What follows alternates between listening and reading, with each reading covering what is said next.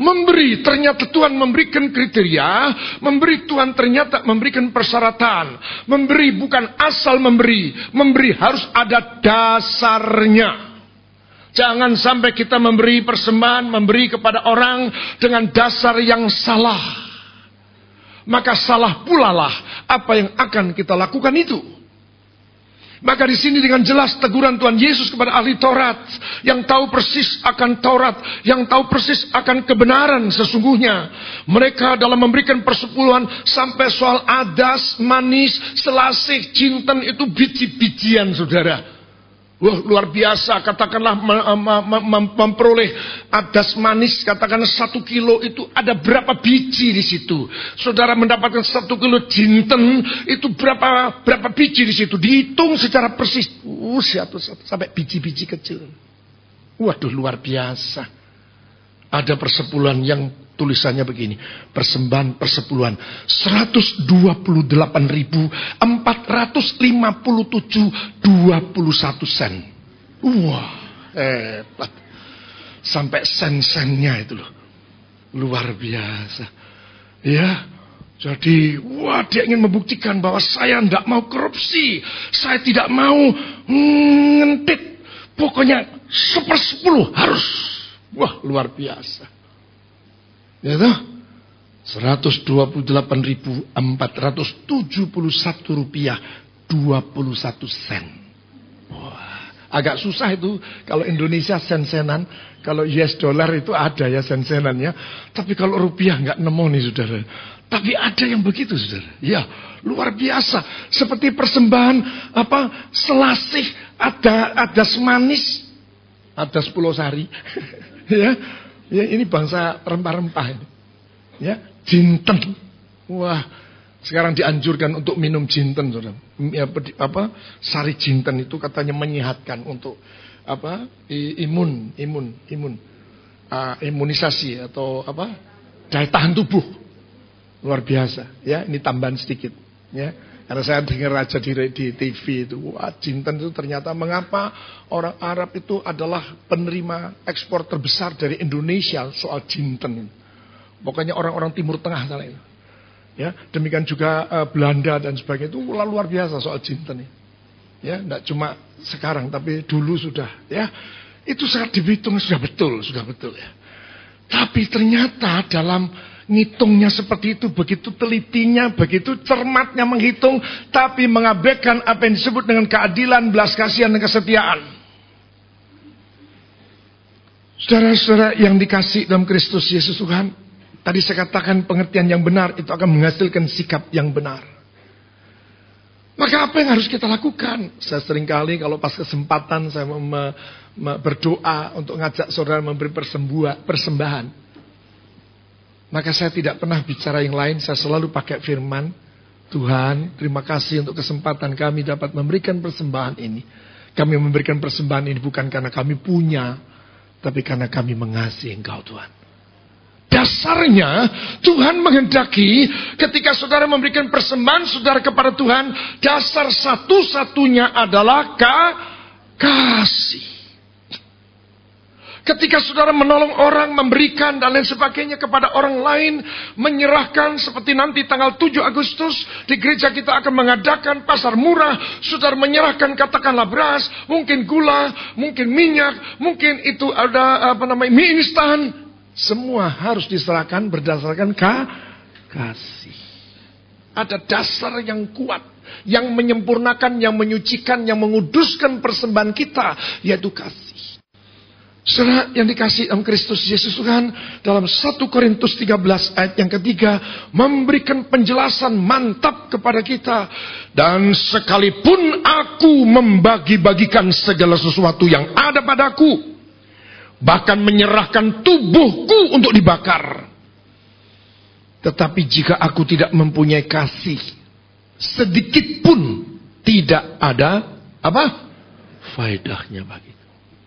Demikian juga ketika saudara menyerahkan persepuluhan.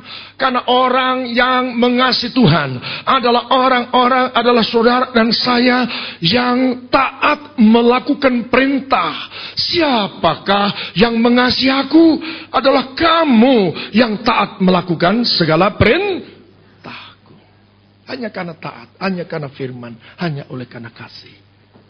Sebab kalau saudara melakukannya dengan kasih, ingin saya katakan bahwa itu apa yang engkau kerjakan, yang saudara kerjakan, baik pagi hari, siang hari, baik di dalam kota, di luar kota, baik kepada Tuhan maupun kepada sesama, saudara melakukannya tidak sendiri, karena saudara melakukannya bersama dengan kasih. Kasih itu adalah Allah sendiri. Bersama dengan Dia kita melakukan perkara-perkara yang besar. Itu sudah dinubuatkan, itu sudah ditetapkan. Setelah kita hidup dalam kasih karunia Allah, maka segala sesuatu harus kita kerjakan bersama dengan Dia. Amin. Kita ambil contoh ayatnya dalam Roma pasal 8:31. Ketika saudara melakukannya berdasarkan kasih, itu berarti saudara bersama dengan Allah melakukannya. Maka firman-Nya berkata, sebab itu apakah yang akan kita katakan tentang semuanya itu? Jika Allah di pihak kita, siapakah yang akan melawan kita? Amin. Ia yang tidak menyayangkan anaknya sendiri, tetapi yang menyerahkannya bagi kita semua, bagaimanakah mungkin Ia tidak mengaruniakan segala sesuatu kepada kita bersama-sama dengan Dia.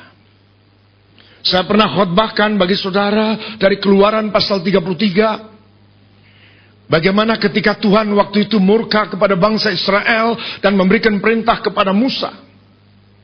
Musa, segera bangkit dan pimpinlah umat yang tegar tengkuk ini untuk segera masuk ke tanah perjanjian. Tetapi aku tidak akan menyertainya. Sebab bangsa ini adalah bangsa yang tegar tengkuk. Hanya malaikatku saja yang aku akan sertakan untuk menyertai umatku yang tegar tengkuk ini. Musa tahu persis apa artinya berkat, apa artinya penyertaan Tuhan. Maka dengan segala kerendahan hati dia buka lalu kemah pertemuannya. Dia menghadap kepada Allah Sang Khalik. Dan kemudian dengan berkata-kata, memang benar. Pasti engkau mengatakan bahwa aku menerima kasih karunia. Saudara yang kasih Tuhan. Dan kemudian dia melanjutkan. Dan kau memang benar memerintahkan aku untuk berangkat, untuk masuk ke tanah perjanjian itu. Tetapi engkau belum mengatakan siapa yang akan memimpin kami. Selengkapnya firman-Nya itu berkata seperti ini. Memang engkau berfirman kepadaku, suruhlah bangsa itu berangkat. Tetapi engkau tidak memberitahukan kepadaku siapa yang akan kuutus bersama-sama dengan aku. Namun demikian engkau berfirman, aku mengenal namamu. Dan juga engkau mendapat kasih karunia di hadapanmu. Maka sekarang jika aku kiranya mendapat kasih karunia di hadapanmu, beritahukanlah kiranya jalanmu kepadaku, sehingga aku mengenal engkau, supaya aku tetap mendapat kasih karunia di hadapanmu. Ingatlah bahwa bangsa ini adalah umatmu. Karena dirayu seperti ini, akhirnya Tuhan berkata, lalu Ia berfirman, aku sendiri hendak membimbing engkau dan memberikan ketentraman kepadamu. Musa tahu persis apa sih artinya berkat kalau tidak disertai Tuhan. Apa artinya kita bisa bekerja dengan hebat kalau tidak disertai Tuhan. Apa artinya kita bisa membangun karier yang hebat kalau tidak disertai Tuhan.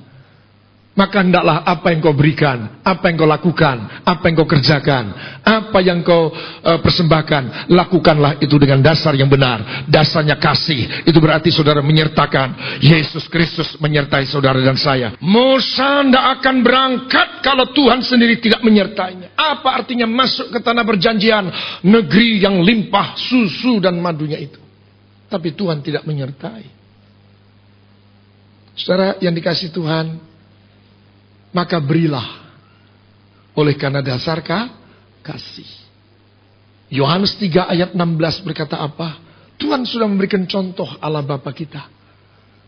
Karena begitu besar kasih Allah akan dunia ini, maka dikaruniakanlah anak yang tunggal, agar barang siapa yang percaya kepadanya tidak lebih binasa, melainkan beroleh hidup yang kekal.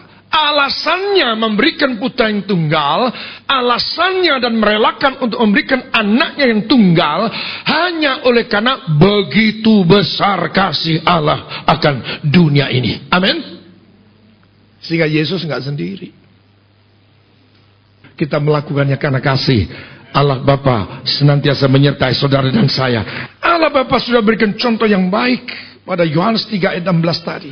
Maka saudaraku yang dikasihi Tuhan, lakukanlah itu, karena firman Tuhan dalam Roma 11:36 juga memberikan kepada kita kejelasan bahwa ketika kita melakukannya, ketika menerimanya pun, ketika kita mempersembahkan dan menyerahkannya juga kepada Tuhan ataupun kepada sesama, firman-Nya mengingatkan bahwa sebab segala sesuatu itu datang dari Allah, dari Dia, kepada Dia, oleh Dia, kepada Dia, bagi Dialah segala kemuliaan. Maka lakukanlah semuanya itu.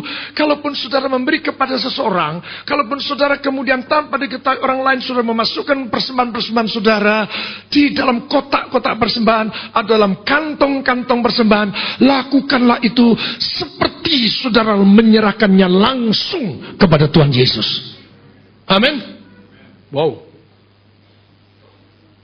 Saya percaya ikatan kasih ini akan semakin kuat dan membawa saudara dan saya semakin kuat di dalam memiliki kasih Yesus.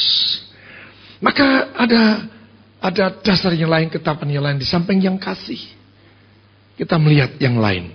Kita buka dalam 2 Korintus pasal yang ke-9. Dasar kasih sudah, dan melakukannya sebagaimana kita menyerahkannya langsung kepada Tuhan Yesus. Maka firman-Nya mengatakan, saya baca karena tadi dalam pembacaan Lukas 6:38 itu juga dicantumkan tentang ukuran. Maka di sini katakan ayat yang ke-6, camkanlah ini, orang yang menabur sedikit akan menuai sedikit juga, dan orang yang menabur banyak akan menuai banyak juga. Hendaklah masing-masing memberikan menurut kerelaan hatinya, jangan dengan sedih hati atau karena paksaan. Sebab Allah mengasihi orang yang memberi dengan apa? Sukacita. Dan Allah sanggup melimpahkan segala kasih karunia kepada kamu, supaya kamu senantiasa berkecukupan di dalam segala sesuatu, malah berkelebihan di dalam pelbagai kebajikan. Sebab ada tertulis, ia membagi-bagikan, ia memberikan kepada orang miskin, kebenarannya tetap untuk selama-lamanya. Katakan amin.